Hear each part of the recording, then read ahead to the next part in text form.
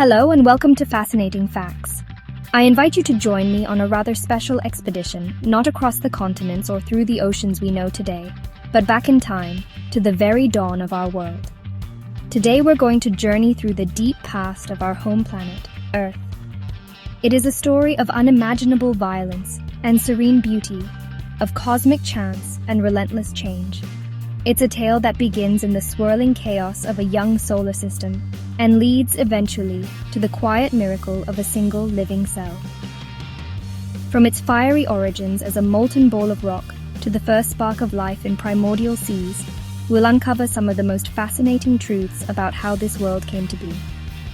We will witness the cataclysmic birth of our moon, delve deep into the planet's molten heart, and learn how scientists, like detectives of deep time, have pieced together this extraordinary history. This is more than a simple history lesson.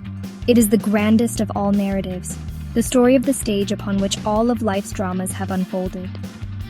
So, prepare yourselves for a voyage across billions of years. We will explore the fundamental questions of our own existence by looking back to its very foundations. This isn't just science, it's the epic story of us, of the ground beneath our feet, the air we breathe, and the intricate web of life we are all a part of. Buckle up, for the story of Earth is a truly breathtaking adventure, and it begins now.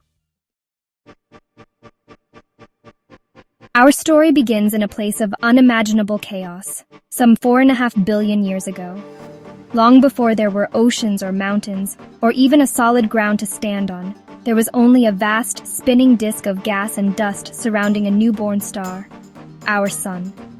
Within this swirling cosmic nursery, tiny grains of dust, drawn together by the gentle but persistent pull of gravity, began to clump.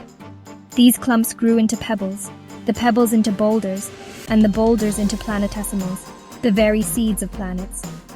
This was not a gentle process. It was a cosmic demolition derby of staggering proportions. These infant worlds, hundreds of them, careened through the young solar system on erratic orbits, smashing into one another in a relentless creative fury. With each cataclysmic collision, the largest of these bodies grew, sweeping up its smaller rivals. This was the birth of the Proto-Earth, a molten sphere of rock and metal, glowing with the incandescent heat of its own formation. It was a hellish, uninhabitable landscape, constantly bombarded by asteroids and comets, remnants of the solar system's construction. There was no air, no water, only a seething ocean of liquid rock under a sky thick with cosmic debris. Then came the most significant single event in our planet's youth. A rogue protoplanet, roughly the size of Mars, which we now call Theia, was on a collision course with our young Earth. The impact was an apocalypse of unimaginable scale, an explosion of energy that would dwarf any nuclear weapon. Theia struck Earth a glancing blow, vaporizing much of its own mass and a huge portion of Earth's mantle, blasting a colossal cloud of molten rock and gas into orbit. This was not an act of destruction, but of creation. This ring of incandescent debris, held captive by Earth's gravity, began to coalesce. Over thousands of years, these molten fragments clumped together, eventually forming a single large satellite, our moon. In its infancy, the moon was incredibly close, perhaps 10 times closer than it is today, appearing gigantic in the primordial sky. Its powerful gravitational pull tugged on the molten Earth, creating immense tides of liquid rock and stabilizing our planet's wobble, a crucial factor that would later provide the stable climate necessary for life to emerge. As the relentless bombardment from space began to subside, the Earth started to cool. Heavier elements, like iron and nickel, sank under their own weight towards the planet's center, forming the dense metallic core. Lighter silicate materials floated upwards, solidifying to form the mantle and, eventually, a thin, brittle crust. This process, known as planetary differentiation, gave our world its layered structure: a solid iron inner core, a liquid outer core, a vast mantle, and a fragile crust. The stage was now set. A solid ground had formed, but the story of Earth was only just beginning. To truly understand our world, we must look beneath its surface, journeying deep into its hidden architecture. The ground beneath our feet, The continents and ocean floors is merely the skin of our planet, the crust. It is incredibly thin, relatively speaking, thinner than the skin of an apple. Composed primarily of lighter silicate rocks like granite and basalt, it is broken into massive tectonic plates that drift slowly across the surface, their movements shaping the world we know, building mountains and causing earthquakes. It is here on this fragile outer layer that all known life exists.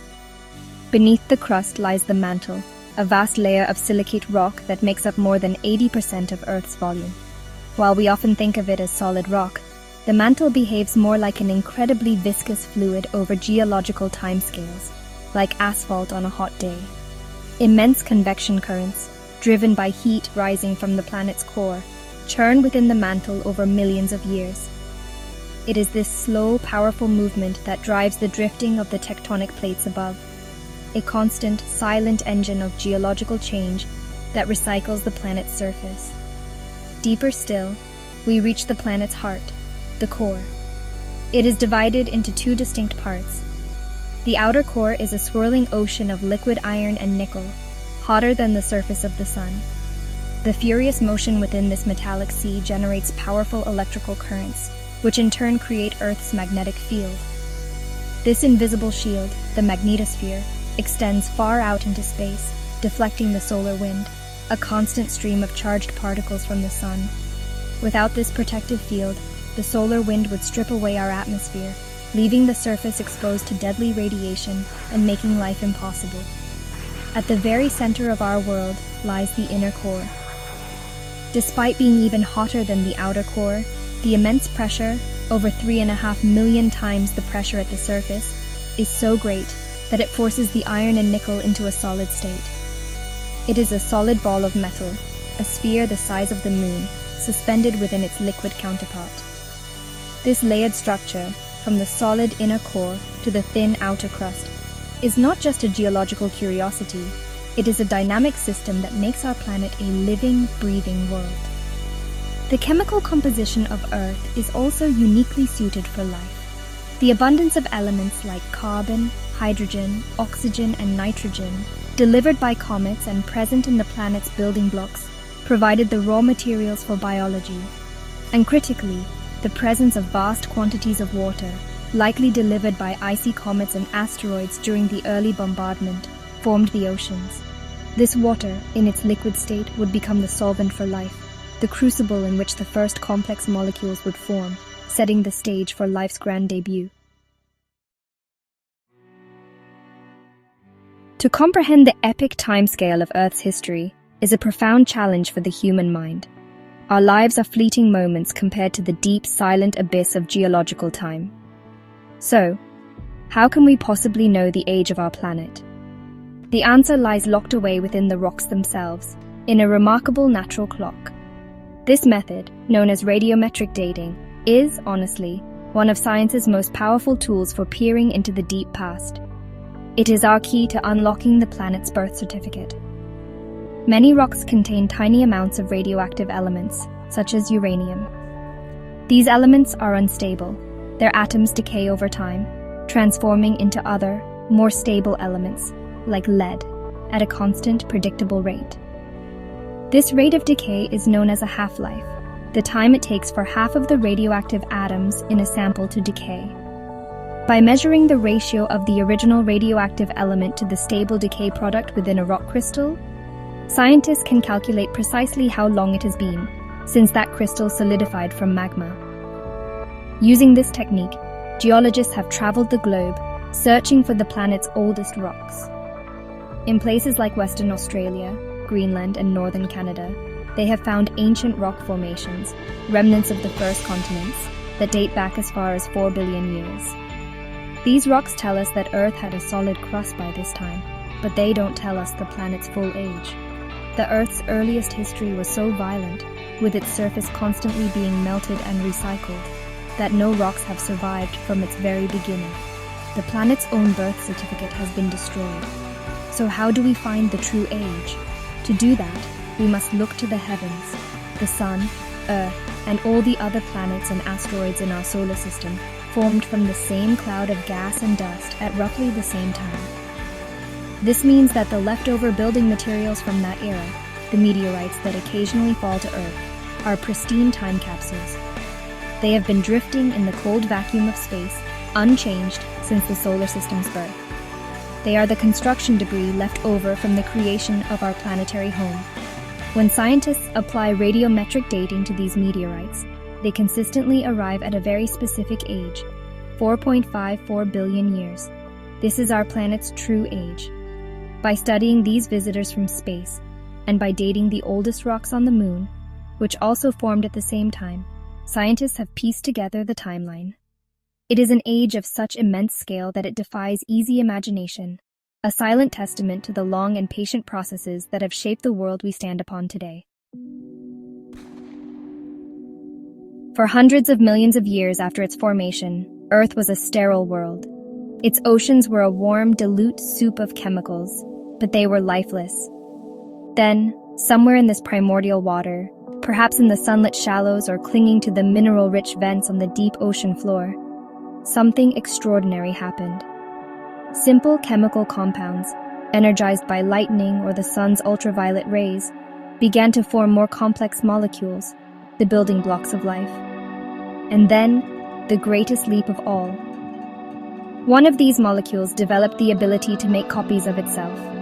Life had begun. The first life forms to emerge around 3.8 billion years ago were incredibly simple. They were prokaryotes, single-celled organisms without a nucleus, similar to modern bacteria. For over 1 billion years, these were the only inhabitants of Earth. They thrived in an alien world, one with an atmosphere devoid of free oxygen.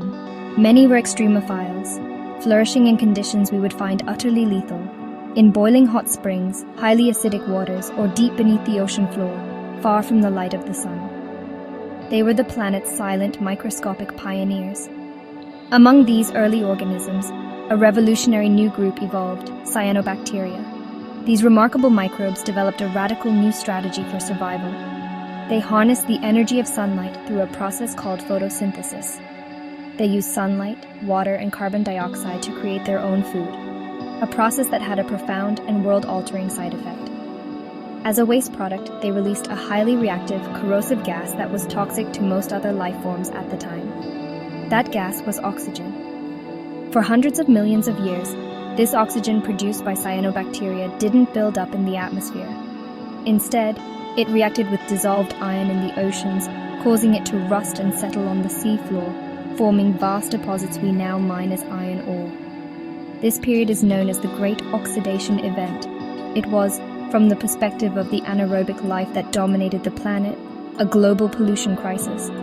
The world was being poisoned by the waste product of these new, sun-loving microbes. Eventually, the iron in the oceans was used up, and oxygen began to flood into the atmosphere for the first time. This was perhaps the most significant transformation in our planet's history. It caused a mass extinction of anaerobic life, but it also paved the way for a new, more complex kind of life to evolve, one that could harness the powerful energy unlocked by breathing oxygen.